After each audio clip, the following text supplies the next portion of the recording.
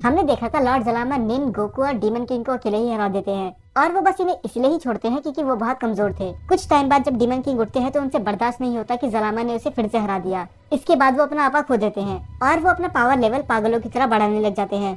Goku उन्हें रोकने जाता है। वो कहता है कि अगर हमने इन्हें अभी नहीं रोका तो ये ऐसे ही मर जाएंगे, पर निन उसे रोकती है। वो बोलती है कि अभी इनका एनर्जी लेवल बहुत ज्यादा है, अगर हम इनके पास भी गए तो हम धूल में बदल जाएंगे। डीमन किंग अपनी हिडन पावर अनलीश कर रहे थे और ये पूरा होने के बाद भी वो बिना सोचे समझे गोकू पे अटैक कर देते हैं और वो पूछने लग जाते हैं कि आखिर एक मॉर्टल मेरे वर्ल्ड में क्या कर रहा है। गोकू को कुछ समझ में नहीं आता। वो उस पर फिर से अटैक करने ही वाला होता है, पर इस बार बीच में निन आ जाती है और वो पूछती है कि आखिर आपको हो क्या गया, पर डीमन किंग उस पर भी वार कर देते हैं। ये देखने के बाद कोत्सू उनसे लड़ने की कोशिश करता है, पर वो भी कुछ नहीं कर पाता। तो वह समझ गई थी कि इधर क्या हो रहा है। वो जैसे ही कुछ बोलने वाले थी, डीमन किंग उस पर भी वार कर देते हैं। किसी को कुछ समझ में नहीं आ रहा था कि आखिर इधर चल क्या रहा है और डीमन किंग को अचानक से हुआ क्या। तभी तो वह बताती है कि ये एक कर्ज है जो इनके फादर ने इन्हें दिया था। इनके फादर ने कहा था अगर ये अपनी हिडन पावर अनलॉक करेंगे तो इनकी सारी मेमोरीज चली जाएगी। यही रीजन है कि ये अपनी बेटी को भी नहीं पहचान पा रहे। डीमन किंग पूरी तरह से बेकाबू हो गए थे। अब बस गोकू के पास दो ही रास्ते थे, या तो वो सबको मरने दे या तो वो डीमन किंग को खुद ही मार दे। पर वो ऐसा नहीं कर सकता था क्योंकि बस डीमन किंग ही है जो जानते हैं कि उनका बड़ा भाई किधर है, जो जलामा को हराने में उनकी मदद करेगा। गोकू पूछता है कि इसका उसको ब्रेक करने का कोई तो रास्ता होगा ही।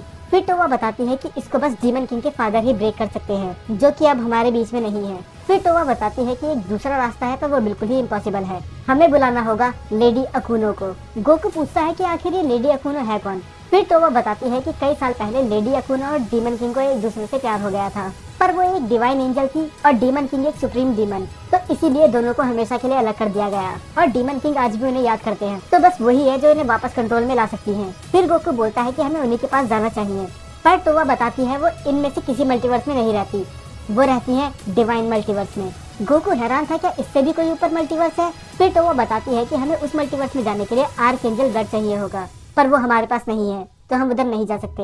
इस वक्त बाकी सभी डीमंस भी डीमन किंग को रोकने में लग जाते हैं और गोकू सबको बताता है कि मेरे पास एक प्लान है कि हम उस वर्ल्ड में कैसे जाएं। निन हैरान थी कि आखिर उस वर्ल्ड में जाने का और कौन सा रास्ता होगा, क्योंकि वो अपनी मदर से मिलने की बहुत कोशिश करती रही पर वो आज तक नहीं मिल पाई। तो आखिर गोकू ने वो रास्ता कैसे ढूंढ लिया। फिर गोकू बताता है कि सभी डीमंस डीमन किंग को रोकेंगे और हम 5 लोग जाएंगे मेरे यूनिवर्स में। तभी दिखाया जाता है कि ग्रैंड पीस्ट और जेनोसामा के आगे 5 डीमंस आ जाते हैं।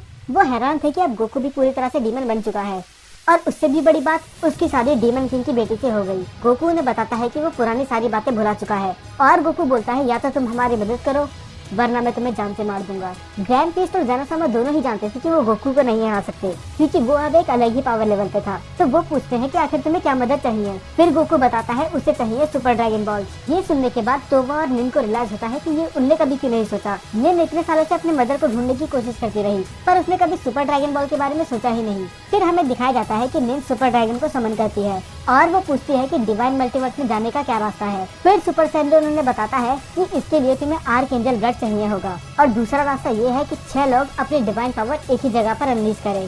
पर वो बस 5 ही लोग थे। ग्रैंड पीस्ट को ये तो समझ में नहीं आ रहा होता कि ये करना क्या चाह रहे हैं, पर वो ना चाहते हुए भी उनकी मदद कर देते हैं क्योंकि उसे पता था कि अगर ये फेल हुए तो वो जेनोसामा को जान से मार देंगे। तो इसीलिए ना चाहते हुए भी वो उनकी मदद करते हैं। वो अपनी सभी पावर एक ही जगह पे अनलीश करते हैं और पोर्टल खुलता है डिवाइन मल्टीवर्स का। वो उसके अंदर जाने ही वाले होते हैं पर तभी वहाँ से कोई बाहर आता है। वो उस जगह का गार्ड था और वो अंदर आने से साफ इसलिए मना करता है क्योंकि वो प्योर ब्लडेड नहीं थे और वो बोलता है कि अगर तुम्हें अंदर जाना है तो तुम्हें मुझे हराना होगा। पर पता नहीं क्यों निन उससे बहुत जानी पहचानी लग रही थी, शायद वो अकुनो की बेटी है इसीलिए, पर ये बात उस गार्ड को नहीं पता थी। दूसरी तरफ हमें दिखाया जाता है कि अकुनो और अजुनो बात कर रहे होते हैं कि आखिर ये गार्ड अपनी इतनी पावर का यूज क्यों कर रहा है। अकुनो उससे कहती है कि हमें जाके देखना चाहिए पर अजुनो मना कर देती है कि ये वो खुद ही संभाल लेगा। गोकू अभी भी अच्छे से रिकवर नहीं हुआ था तो इसीलिए निन, कोत्सू और टोवा उस गार्ड से लड़ने जाते हैं पर तीनों मिलके भी उसे नहीं हरा पा रहे थे। टोवा को भी यकीन नहीं हो रहा था कि निन और कोत्सू जैसे लोग उसके सामने टिक नहीं पा रहे। उसे पता था कि वो उस गार्ड को नहीं हरा सकती पर फिर भी एक वफादार सोल्जर होने के नाते वो उनसे लड़ने जाती है। उनकी इतनी बुरी हालत देख के गोकू से सहा नहीं जाता तो वो उन सबको पीछे हटने के लिए बोल देता है और वो उससे कहता है कि अब तुम बस मुझसे लड़ोगे और दोनों फाइट करना स्टार्ट कर देते हैं। गार्ड को यकीन नहीं हो रहा होता कि गोकू उससे ज्यादा पावरफुल है। उसने कभी नहीं सोचा था कि एक मॉर्टल उसे टक्कर देगा। गोकू उस गार्ड को बहुत समझाने की कोशिश करता है कि वो इधर क्यों आए हैं पर वो सुनने के लिए तैयार ही नहीं था, तो ना चाहते हुए भी गोकू को उसे मारना पड़ता है और उसके मरते ही सामने आती है लॉर्ड अजुनो। फिर निन उसे पूरी बात बताती है कि किस तरह डीमन किंग अपना आपा खो चुके हैं और अगर हमने उन्हें नहीं रोका तो वो पूरे मल्टीवर्स को ही डिस्ट्रॉय कर देंगे। और हम लेडी अकुनो को ढूंढने आए हैं क्योंकि वही है जो उन्हें रोक सकती है। ये सुनने के बाद लॉर्ड अजुनो साफ मना कर देती हैं कि मुझे फर्क नहीं पड़ता कि तुम्हारे मल्टीवर्स में क्या हो रहा है, अगर तुम यहाँ से नहीं गए तो तुम्हें मैं ही मार दूंगी। उस गार्ड की फाइट के बाद अब गोकू की हालत भी खराब हो चुकी थी और निन, टोवा और कोत्सु उस गार्ड को नहीं हरा पाए तो वो अजुनो को कैसे हराते। फिर निन बोलते हैं कि हम बहुत मुश्किल से यहाँ आए हैं तो हम खाली हाथ नहीं जाएंगे। ये बोलने के बाद निन उस पर अटैक कर देती है। टोवा से रोकने की पूरी कोशिश करती है क्योंकि उसे पता होता है कि ये उसे नहीं हरा सकती और जिसका डर था वही हुआ। वो निन को एक पत्थर में बदल देती है। गोकू उससे पूछता है कि तुमने इसके साथ क्या करा और वो टोवा से बोलता है उसे सही करने के लिए।